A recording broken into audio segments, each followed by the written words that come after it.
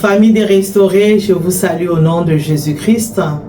Je suis dans la joie de vous retrouver aujourd'hui.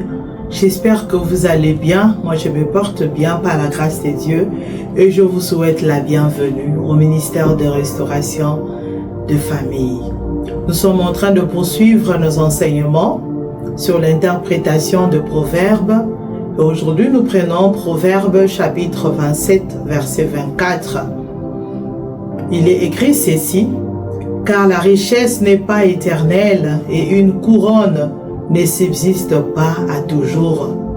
La richesse n'est pas éternelle, famille des restaurés. Vous êtes riche aujourd'hui, mais la richesse ne subsiste pas toujours. Une couronne ne subsiste pas toujours. La richesse n'est pas éternelle. Certains pourraient se demander, mais ce n'est pas vrai parce que nous connaissons de familles riches. Nous connaissons des familles où le grand-père était riche, leur père était riche, les enfants extrêmement riches. S'ils ne sont pas sages, leur descendance croupira dans la misère.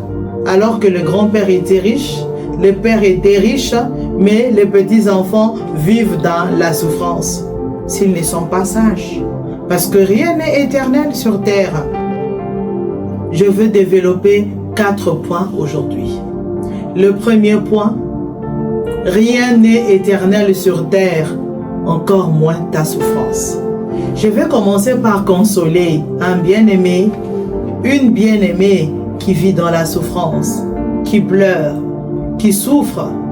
Je veux te dire que rien n'est éternel et même ta souffrance n'est pas éternelle.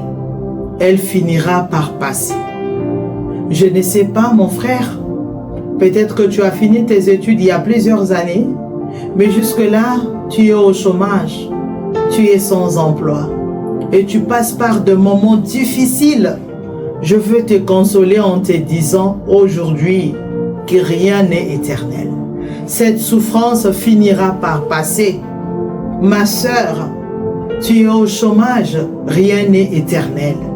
Je veux dire à un frère, à une sœur qui est malade, qui me suit et qui est malade, qui souffre depuis quelques mois, qui souffre depuis quelques années, je veux vous dire que rien n'est éternel. Cette maladie finira par passer un jour. Tu traverses des moments difficiles. Tu cherches le mariage, les mariages n'arrivent pas. Il finira par arriver car rien n'est éternel. Tu es marié depuis plusieurs années, les bébés n'arrivent pas. Ils finiront par arriver parce que rien n'est éternel. Nous avons l'éternel à nos côtés. Nous avons le bon Dieu à nos côtés. Nous avons notre papa. Nous avons Jésus-Christ à nos côtés. Nous avons cru en Jésus. Cette misère finira par passer. Cette souffrance finira par passer. Prenez courage. N'abandonnez pas la foi. Cette souffrance finira par passer un jour. Jésus-Christ a vaincu et votre souffrance ne sera pas éternelle. Elle n'est pas du tout éternelle. J'aime bien fortifier mes étudiants qui sont à Kinshasa, qui sont venus étudier ici et les parents sont restés en province. J'aime bien leur dire, il faut savoir que vous finirez par quitter cette maison où vous habitez. Vous habitez chez une tante, vous habitez chez un oncle, vous êtes chez un cousin et vous passez par des moments difficiles. Il y en a qui ont du mal à ouvrir même un peu de riz à leurs parents qui sont à la maison, à leurs cousins, neveux, nièces à la maison. Ils ont du mal à leur offrir même du riz. J'aime bien leur dire, ça finira par passer. Concentre-toi sur tes études.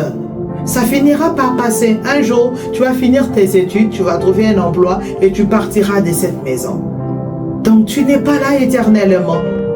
Nous devons savoir, nous, enfants de Dieu, famille de restaurés, que peu importe la misère dans laquelle nous vivons, peu importe les conditions difficiles que nous traversons, tout finit par passer, car rien n'est éternel.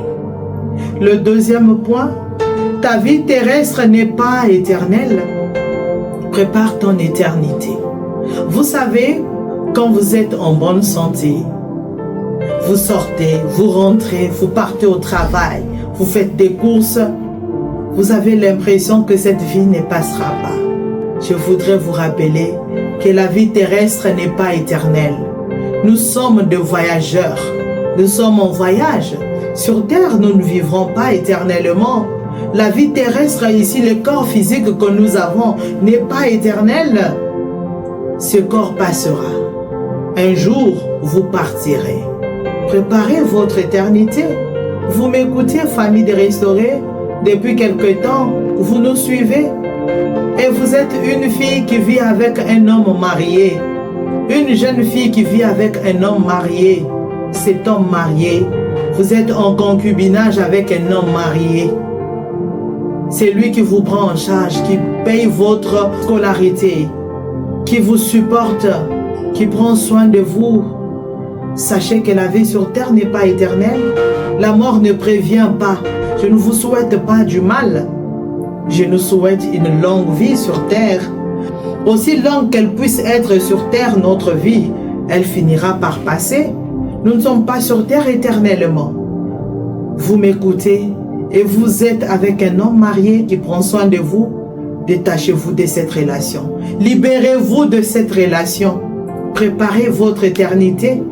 Il y en a qui ont le même âge que vous et qui sont déjà partis. La mort ne prévient pas, elle peut arriver à tout moment.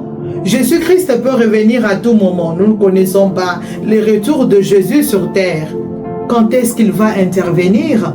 Il peut intervenir à tout moment. Jésus peut venir à tout moment. Préparez votre éternité. Où iras-tu passer ton éternité? Prépare ton éternité. La vie sur terre, elle va passer. Tu es un jeune homme qui vit avec une femme mariée qui te dit « Je vais prendre soin de toi, je vais payer tes études ». Libère-toi de cette relation qui détruit ta vie. Ne détruis pas ton éternité à cause des biens éphémères de ce monde. La vie sur terre n'est pas éternelle, elle est en train de passer. La vie terrestre passe. Nous avons l'opportunité d'être en vie. Chaque jour, nous nous réveillons. Nous avons le souffle de vie. Nous vivons encore. L'Éternel Dieu nous donne l'opportunité de nous repentir. D'autres personnes nous ont quittés ce matin, mais nous avons encore la vie. Nous vivons encore. C'est la chance que nous avons de sauver notre vie, de préparer notre éternité. Parce que la vie terrestre, elle n'est pas éternelle. Abandonnons le péché. Aujourd'hui, les chrétiens, nous aimons bien quand on nous parle de bénédictions. Vous serez bénis, vous allez vous marier, vous irez à l'étranger, vous allez obtenir un visa, vous allez faire ceci, vous allez obtenir un bon emploi. Mais la Bible dit que tout cela ne sert à rien si nous perdons notre âme. Tout cela ne sert à rien si nous perdons notre vie éternelle. Parce que cette vie ici, elle est courte. Mais l'éternité, c'est auprès de Dieu. L'éternité, c'est auprès de Dieu. Pour ceux qui l'ont servi, pour ceux qui l'ont aimé quand ils étaient sur terre. Alors nous qui avons encore la grâce d'être en vie, si vous me suivez et vous vivez dans le péché, vous êtes conscient que vous vivez dans le péché. Vous êtes conscient que Dieu n'est pas du tout content de la vie que vous avez aujourd'hui. Dieu n'est pas du tout content de la vie que vous menez aujourd'hui. Prenez la décision. Prenez la décision de vous repentir. Prenez la décision d'abandonner les péchés et de préparer votre vie éternelle. Troisième point, ta jeunesse et ta beauté ne sont pas éternelles. Quand on est jeune, on peut penser qu'on restera jeune indéfiniment. Regardez votre grand-père, il était jeune comme vous, mais aujourd'hui vous l'appelez Pépé, n'est-ce pas? Vous l'appelez Mémé, mais il était aussi une jeune fille comme vous aujourd'hui. Alors je veux vous dire que la jeunesse et la beauté, elles sont passagères. La jeunesse va passer, la beauté va passer. Prépare ton avenir. Ne sois pas embrouillé, embobiné par ta beauté. Il y a de jeunes filles qui sont tellement belles qu'elles se disent « Pourquoi me marier? Je ne peux pas me marier. » Les hommes viennent, mais elle-même dit qu'elle ne veut pas se marier. Elle choisit de ne pas se marier parce qu'elle se dit « Je ne veux pas être dans un foyer où quand l'homme n'a pas d'argent, je dois mourir de faim. Je dois attendre jusqu'à ce qu'il me donne. Je préfère être libre. Comme ça, je vais gérer 3, 4, 5 hommes. L'un va acheter ceci, l'autre va acheter cela. Et comme ça, j'aurai une belle vie. Préparez votre vie. Préparez votre futur.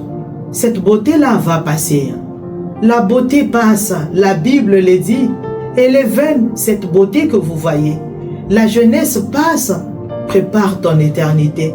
Sers l'Éternel pendant que tu es jeune. Pendant que tu es en bonne santé. Sers l'Éternel avec ton corps en bonne santé. Sers Dieu. Aime l'Éternel Dieu. Pars à l'église. Fortifie les autres. Exhorte les autres. Encourage les autres avec ta force parce qu'elle n'est pas éternelle. Profite de ta jeunesse. Il y a des hommes aujourd'hui qui ont choisi de ne pas se marier. Il y a de jeunes gens qui ont choisi de ne pas se marier. Tu es là, mon frère, tu m'écoutes, tu as 45 ans. Tu as un bon emploi. Mais tu estimes que te marier, être avec une femme, c'est trop compliqué. C'est comme s'emprisonner. C'est vivre dans une prison. Tu es là, tu m'écoutes. Tu n'as pas d'enfant. Tu as 45 ans. Tu as un emploi. Tu as tout ce qu'il faut pour te marier. Prépare ton avenir. Penses-tu que tu auras toujours la force de travailler? Marie-toi et que Dieu te donne des enfants. Parce que ce sont eux qui prendront soin de toi demain. Ce sont eux qui prendront soin de toi demain. Mais tu es là, tu es jeune, tu bois, tu sors, tu rentres. Et la vie, et les temps passent, hein. Les années passent. Les années passent. Chaque jour, tu es en train de vieillir. Chaque jour, tu ne rajeunis pas. Prépare ton avenir. Ne suis pas les autres qui te prodiguent de mauvais conseils. Regarde comment tu es belle. Cet homme-là n'a pas d'argent. Regarde comment tu es belle. Tu peux sortir avec les messieurs tels. Tu peux être avec monsieur tel. Tu peux être avec tel monsieur. Et toi, tu es là en train de courir après cette vie-là. Tu es en train de détruire ton avenir. Cette beauté va passer. Ce corps-là que tu vois, cette beauté n'est pas éternelle. Elle va passer. Prépare ton avenir. Prépare ton éternité. Et le quatrième point, profite de ta période de vache grasse. Vous savez, quand l'Éternel Dieu vous bénit, quand vous avez la grâce d'obtenir un bon emploi, profitez-en. Profitez-en pour envoyer vos enfants dans des grandes écoles. Profitez-en pour épargner. Profite de cela. Profite de ton temps d'abondance. Profite de ces périodes d'abondance pour t'organiser, pour épargner, pour créer une entreprise, pour créer tes propres activités. Ma sœur, pendant que ton mari a un bon emploi, toi tu penses que c'est le moment pour toi de voyager chaque mois. Tu penses que c'est le moment pour toi de faire le shopping chaque mois, chaque semaine. Non, ce n'est pas ainsi. C'est pas normal. Pendant que l'Éternel Dieu t'est béni, profite de ces temps-là pour t'organiser. Profite de ces temps-là pour t'acheter un lopin de terre. Profite de ton travail aujourd'hui pour construire une belle maison. Profite de ton travail pour soutenir ta famille. Profite de ton travail pour soutenir tes frères, tes sœurs qui doivent étudier. Profite de ces temps pour épargner, pour aider les autres à investir. Profite de ces temps. Parce que la Bible dit, rien n'est éternel. Il y a beaucoup de personnes, c'est pendant qu'elle est à la maison, il est à la maison sans emploi, qu'il a de bons projets. Dès que j'obtiens un emploi, cette fois-ci, je vais faire ça. Je vais construire. Quand je vais obtenir un emploi, je vais créer une entreprise. Quand je vais obtenir un emploi, je dois envoyer mes enfants étudier dans de bonnes écoles. Mais dès qu'il obtient cet emploi-là, il oublie tous ces bons projets qu'il avait. Il est maintenant entouré des amis, après le travail, qui vont aller boire, qui vont aller courir après les belles filles. Tu as oublié tous les projets que tu avais pendant que tu étais au chômage, mon frère. Je veux te rappeler aujourd'hui les projets, les bons projets que tu avais pendant que tu étais au chômage. Les bons projets que tu avais, ma soeur, quand tu étais à la maison sans emploi. Les as-tu oubliés? Profite de ta période de vache grasse pour t'organiser et pour soutenir ta famille, pour soutenir l'œuvre de Dieu, sachant que rien n'est éternel. Profite de ces temps pour préparer aussi ta retraite. Profite aussi pendant que tu travailles, profites-en de ce que tu gagnes. Tu gagnes beaucoup d'argent. Profites-en pour préparer ta retraite. Profite de tes revenus actuels pour préparer ta retraite. Bien-aimés dans les Seigneurs, que Dieu vous bénisse. Nous allons prier. Seigneur Dieu, nous te rendons des actions de grâce. Ta parole nous communique réellement ta sagesse. Aujourd'hui, tu nous as parlé.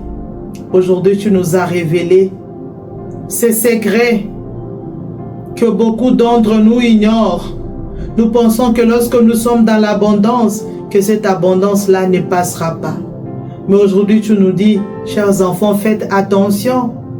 L'abondance n'est pas éternelle. La richesse n'est pas éternelle.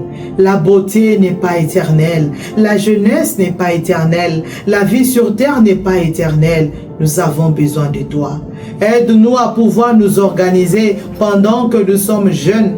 Aide-nous à pouvoir préparer notre éternité pendant que nous sommes encore sur terre. Aide-nous à pouvoir préparer notre retraite pendant que nous travaillons encore. Aide-nous à pouvoir épargner, investir pendant que tu nous bénis encore. Pendant que nous vivons dans l'abondance, nous avons besoin de toi. Nous avons besoin de ta sagesse. Et merci pour cette sagesse, qu'elle s'inscrive dans nos cœurs et que nous puissions pratiquer ta parole. Au nom de Jésus-Christ, nous avons ainsi prié. Amen. Bien-aimés dans les Seigneurs, que Dieu vous bénisse, prenez soin de vous et à la prochaine.